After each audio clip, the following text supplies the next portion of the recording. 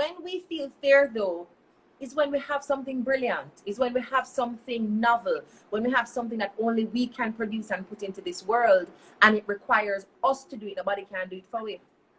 That's when fear kind of creeps in to question whether we are worthy to carry this, whether we are worthy to give birth to this. Are we the kind of person that should stand with this story, with this message, with this tool, and push through the noise and get this done?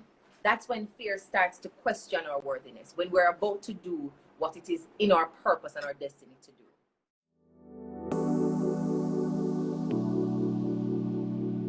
How are you doing? I'm doing really well.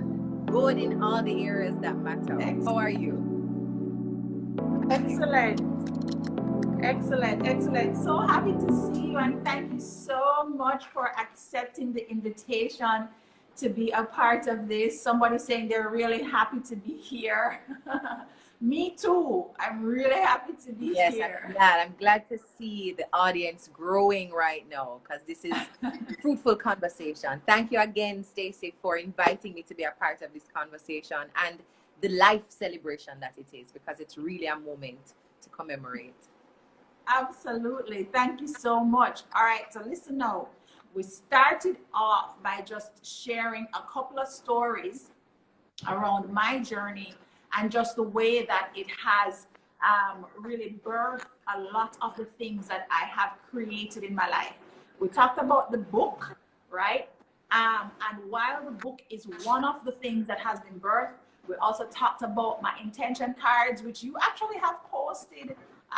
You posted about the yes, girl.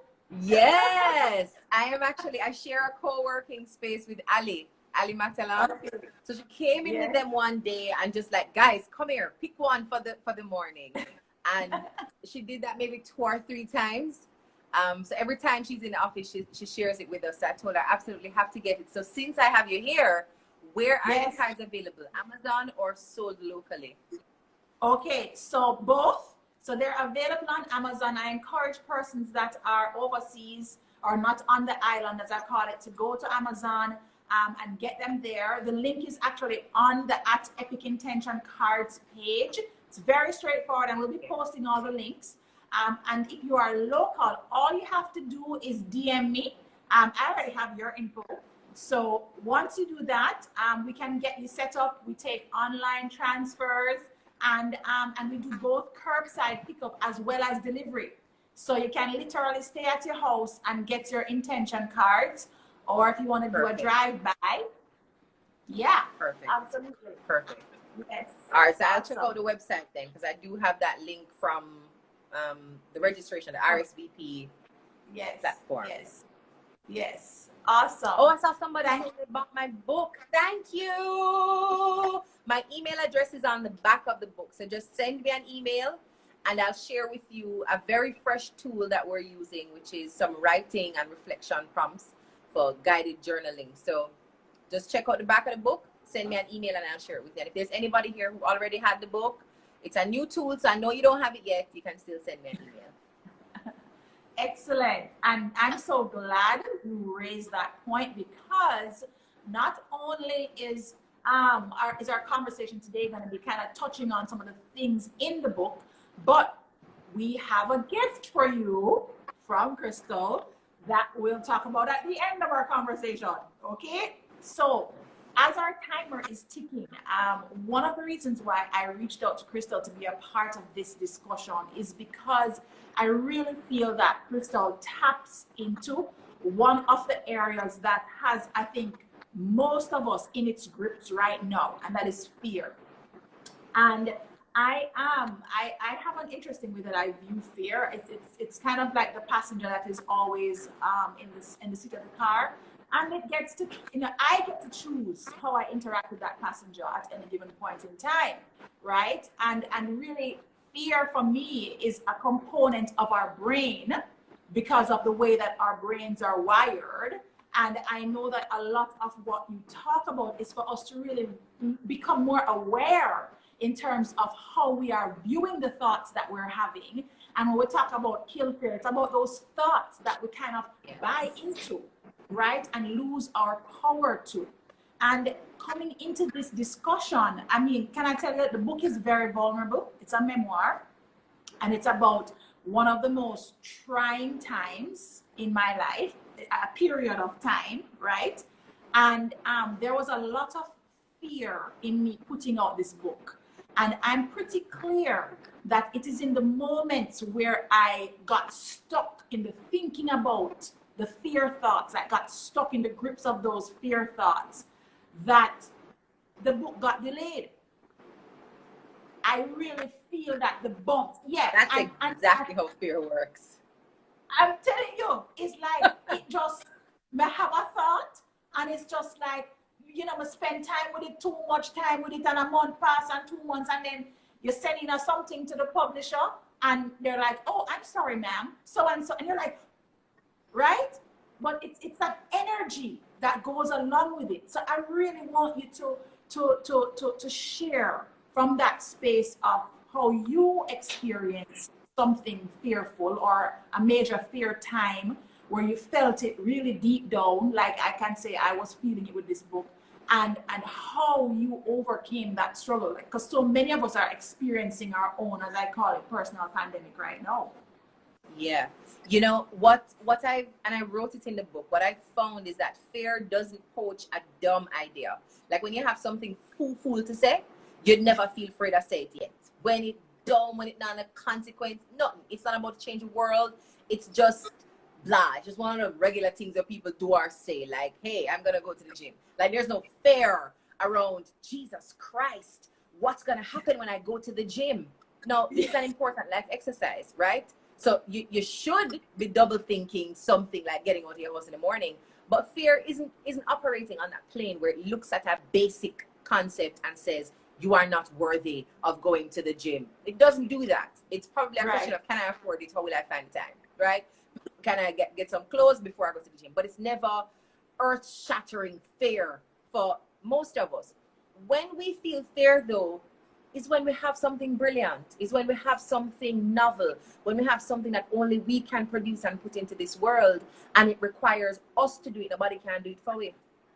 That's when fear kind of creeps in to question whether we are worthy to carry this, whether we are worthy to give birth to this. Are we the kind of person that should stand with this story, with this message, with this tool, and push through the noise and get this done?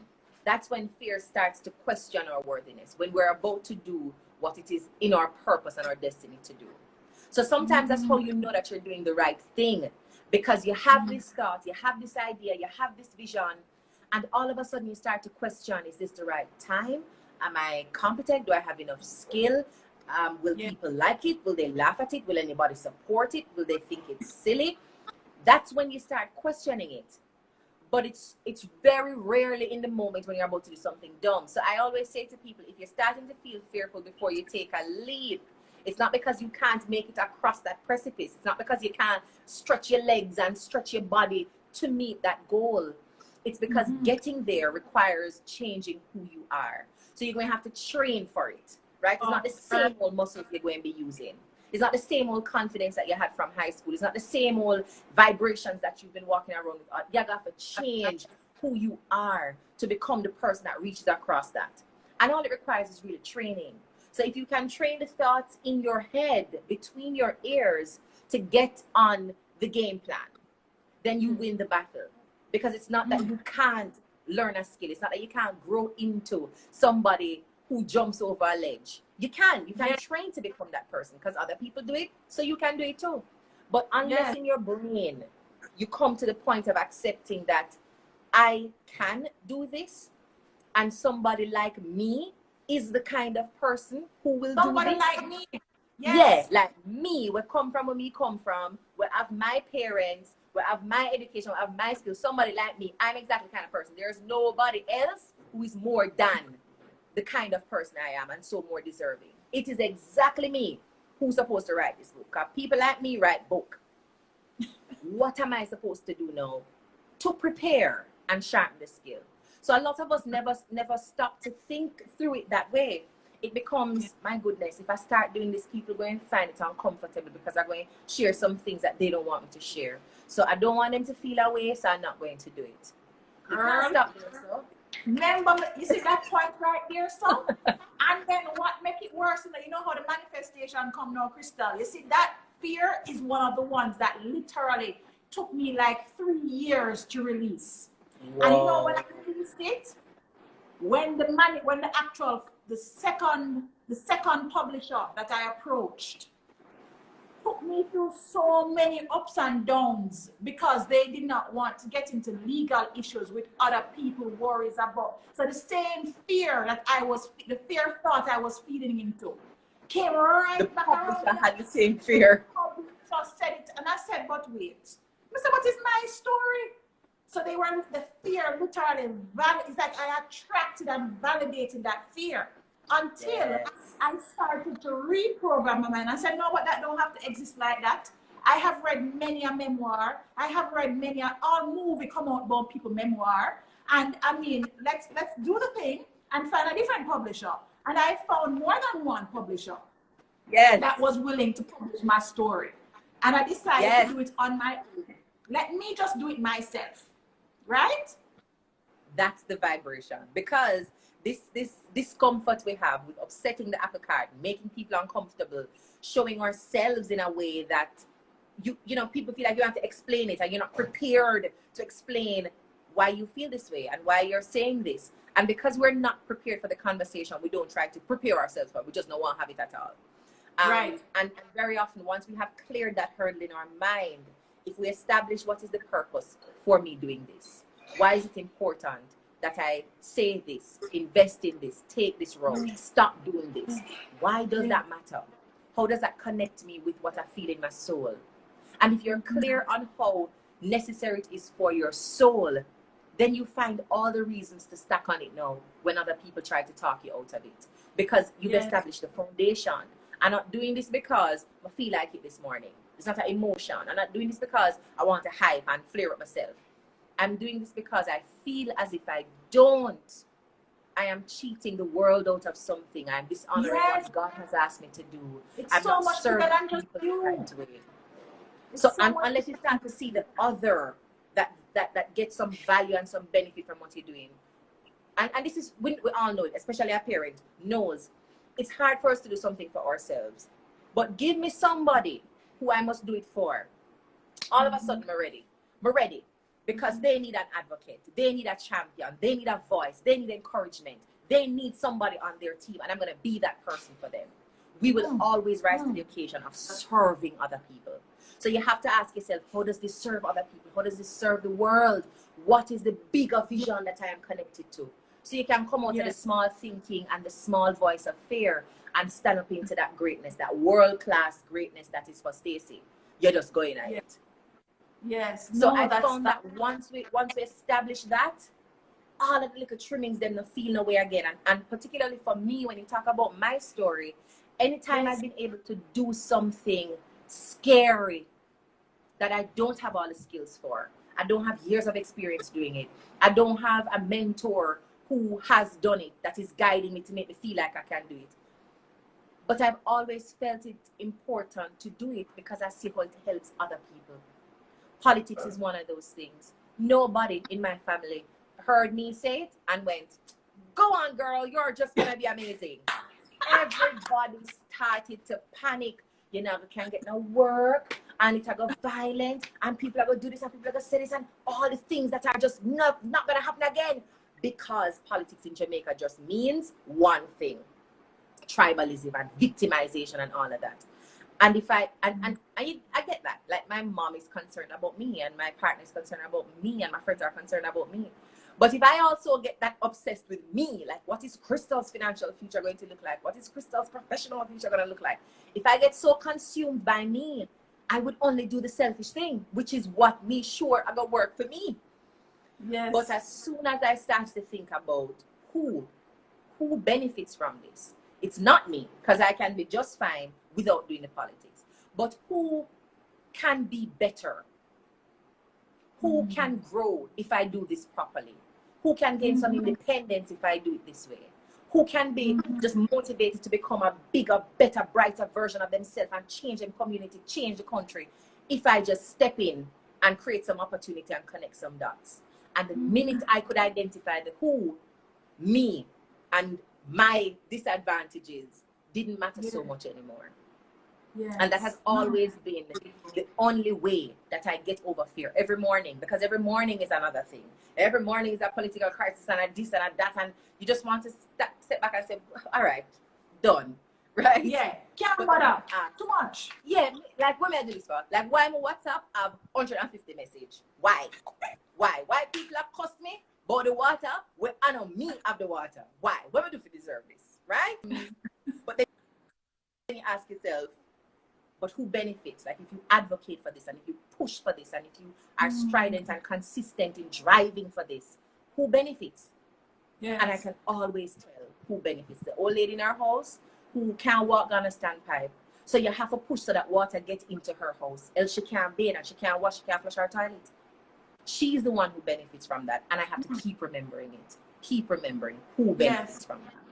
Yes, and you know, on that point, Krystal, you're so accurate. And there is what I find, and you can validate this. What I find is that sometimes when you can't find that person for yourself, you will get a message.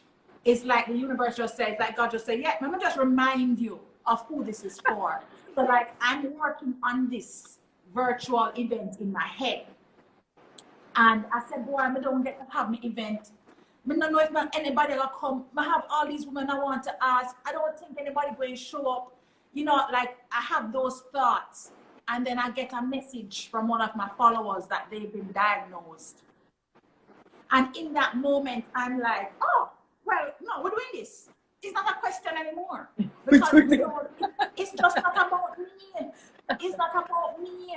And sometimes what we're not doing is we're not listening. We're not aware. We're not taking the time to listen for the messages when they're coming to us that are showing us that this is beyond just you. There is somebody that needs this. There is a purpose that is in you that you have to take out of you so that somebody else who have a purpose in them can serve theirs. You understand? Exactly. So I'm spot on with you right there. Yeah. Yes. Exactly. I remember, let me give you one example, and it seems so small, but it's still in politics. I got a phone call, a WhatsApp message from somebody, and she says, there's a tree. She's overseas, but her grandma is in Jamaica, living in a community in West Rural St. Andrew. And there's a tree that has grown so wild that it's entangled in the light wire. And sometimes it sparks and lets off the flame or whatever it is. And she's been calling. She has her different numbers that when you call JPS, they give you a case number. Every time she calls and reports it, every time they're going out there, every time she has her case number, she follow up, nobody goes. And her mother, her grandmother is there living alone. And she messages me and I say to her, you know, and I'm telling her that I've been having the same problem with several other elderly persons with light wires, and them have a little board house, and they cannot manage for that light wire to drop down upon the board house. And I say to her, but also, how is your grandma doing? Does she live alone? Is there anybody checking in on her with this whole COVID thing for her to get her medication, to get her food? You know, is there anything that she needs? Because she says her grandma also can't move. So if anything happens, she can't run out of the house. And she says to me, yes, my sister stays with her, stays close by. But thank you for asking, because I've been making this complaint to different councillors and members of the political ladder in West Rural. And nobody ever asked me, how is my grandma? Nobody ever stopped to care that she lived by herself. And in that moment I said, Krystal, remember, as frustrating as it is, calling JPS, tagging them in tweets, harassing them, right? Spanning down the vans when they pass and I ask them, you can't go around the corner there. As frustrating as it is, and you feel like, okay, maybe it's a small issue in the larger scheme of things. There is a little old lady in our house who, if worse come to worse, yes, she can't survive that. Yes. She cannot survive that. And at the core of it, her family is not even sure anybody cares about her.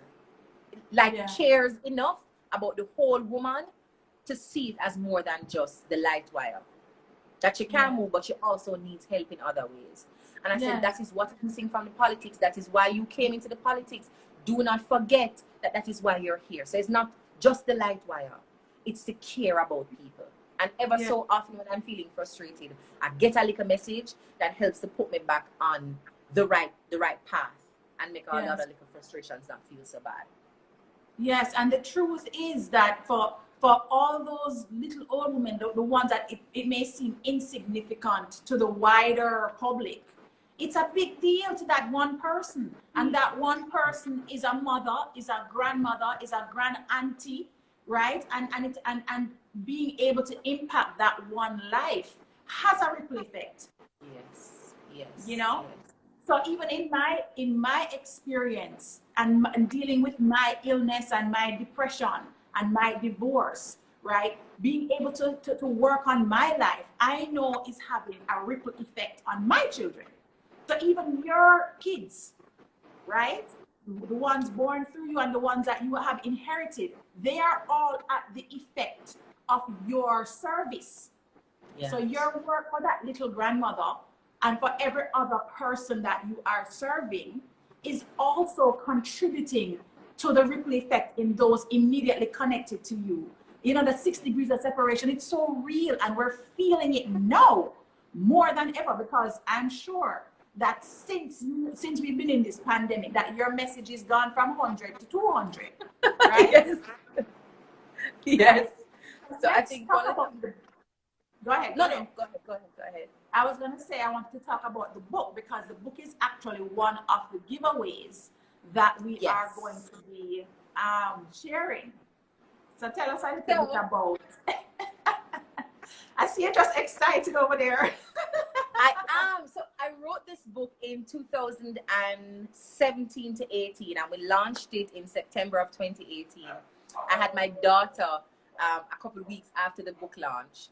And I think giving birth to the book and giving birth to my daughter felt just like the universe synchronizing around all of the things that I needed to create and present on this earth. And I'm so happy I did it, because the feedback has just been really overwhelming. You never know who a book is going to mean something to and who's going to keep it on the shelf for life.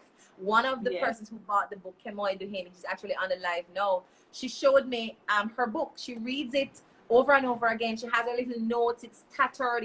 It's used almost like a textbook for school. And that was my deep desire, that it would become a sort of life book that you go back to every time you need a little injection of courage and excitement and focus and drive. You will always have a reason to go back to the book. So we break down fear into 3 areas. Hi, Kemoy. Into 3 types of fears: the fear of failure, the fear of criticism, and the fear of loneliness.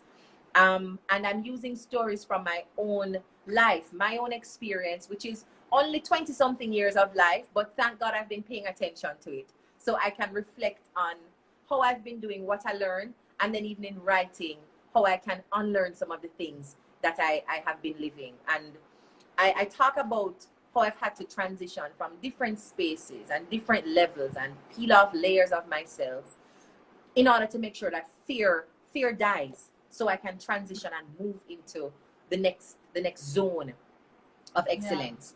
And there's one prolific moment for me in life. I was in Botswana, outside of Jamaica. I had gone to represent my university at the World Debating Competition, and I felt so small. Right? My debate coach said he wanted me to enter the public speaking competition. The year before, we had gone to Turkey, and he said, Krystal, enter, you're going to be great at this. And I hid, like I'd never go. I told him I fell asleep and missed the trials, right? Because I never fell asleep. I was really hiding because I felt so afraid. Like, how am I going to stand up and compete against people from Harvard and Princeton and Oxford? And like, people still ask me, what is UWE? Like, what does UWE mean? And I have to break that down, right? Is that like the University of the Caribbean? So I'm saying, no, I'm not going to do this because I can't, right? You know, people are there from Oxford. That's in England. England owns English. Like, how can I talk better than the people who own English, right? Yes. Sorry, I hid. And the next year, we were in Botswana. And my debate coach said, again, Krystal, we are going to do this. You're not going to hide it out. You're going to enter and you're going to try. And I tried.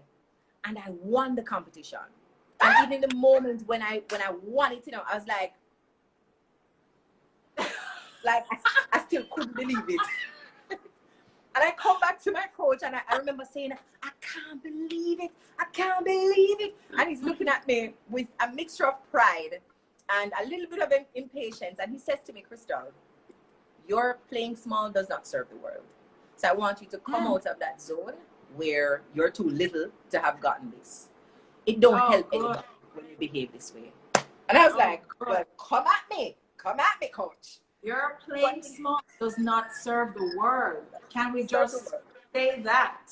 Okay. Like I said, you pretend, say you're little, but that no work. You're a big deal, and you need to recognize that you're a big deal. And I realized at that moment what he was saying to me is, if you continue to doubt your strength and your prowess and your talent, the world is going to suffer because there are things that you can do that you refuse to believe you can do, and so you're not going to do it. And I've always remembered that whenever I have to step into spaces, rooms with leaders and prolific Jamaican and international figures who have just done so much, and you start to think, I could have no thought or idea that they have not already, gone through and done. So I should just be asking them for advice. And I remember, why are you playing small? Why are you playing small? Why are you playing small? Why are you playing small? Say what you have to say. No, if it work, it work. If they accept, they accept. If they reject, they reject. But the point is, you spoke up for yourself. Absolutely. Learn to use your voice. And that's one of the biggest lessons for me so far. Use it. Use your voice. Absolutely. And I'm like, my gosh, I mean, we're out of time, but there is so, like, literally we could have done a whole live just on this. Like, I mean, like we could have do, we should do something that is just around, around this, right? And I kind of want to wrap up with saying, guys, that this amazingness is all in Krystal's book. And we are giving away. Thank you so much, Krystal. We are going to be giving away a book. So how do you go about getting your chance? Well, what you're going to do is on my page, you're going to make sure that you're following me and that you're following Krystal. You're going to tag underneath Krystal's post. You're going to say, hey, I joined the live and this is what I took away. And we are going to choose from the persons who have commented and announce winners on Thursday, right? Nice. So guys, I'm just encouraging you to go ahead and check out Krystal's post on my page at I'm Stacey Hines, and make sure you put a comment there so that she can pick a winner. I can pick a winner, and you can get maybe your book. You'll get your book by Thursday. You'll see that, hey, I'm a winner of their book. Because we have copies here, so I'll make sure to sign it, personalize it, and ensure that you can get it by Thursday. As long as you're in Kingston, I know Thursday is possible. If the winner happens to be in Kingston, Thursday is possible. So Krystal, talk to us a little bit, but before we hop off, just about, I know that a lot of your followers are on. I would love to know, what are some of the things that you have kind of in the works that are coming up either around the book or just independently that you want to share that we should be looking out for? So we're digging a lot deeper into the book than we've ever done. We've created the writing prompts to allow people to go through it and reflect purposefully on how they are manifesting courage or allowing fear to stifle whatever their dreams are. So it's absolutely free. If you send us an email, we'll send it to you and just help you to go through the book chapter by chapter, topic by topic. But I've also started the Success Farm, and throughout 2020, we have a free live course available called Increase 2020. Absolutely free. We've closed off registration. But if there's anybody who has not registered, and they also make a note under your post, Stacey, we will just tap into their DM and allow them a special link to join in. But what it does is it allows you to go month by month with a strategic tool that you can use to invest in yourself. So in March, April, we did the Phoenix Challenge, and that was a 40-day, 40-night Lent challenge to transform, use whatever ashes of failure and hurt and disappointment, just from all of those things, create new missions and goals. And for 40 days, commit and dedicate yourself to that. One of the persons who joined it lost about 24 pounds, changing her diet completely and her approach to eating and exercising. I was able to lose 12 pounds, start some new projects, and just refocus myself completely. So we're going to be releasing a tool every month, and I'm encouraging anybody who would love to join to use that opportunity under your post to indicate so we can bring you in. And then every month at month end, we share a tool that you can use to transform your life and increase your output for 2020. Increase the effort, increase the magic, increase the purpose for the rest of the year. Excellent. Excellent. Thank you so much for that, because I'm all about the tools. I think it's one thing when persons listen to you talk and get motivated, but if you're not putting the motivation to work with tools, it's almost like you're still stuck in the fear, guys. You got to put it into action. Okay? So, Krystal, thank you so much for joining, and thank you. I really appreciate it. We will definitely be picking up the tools program that you're talking about.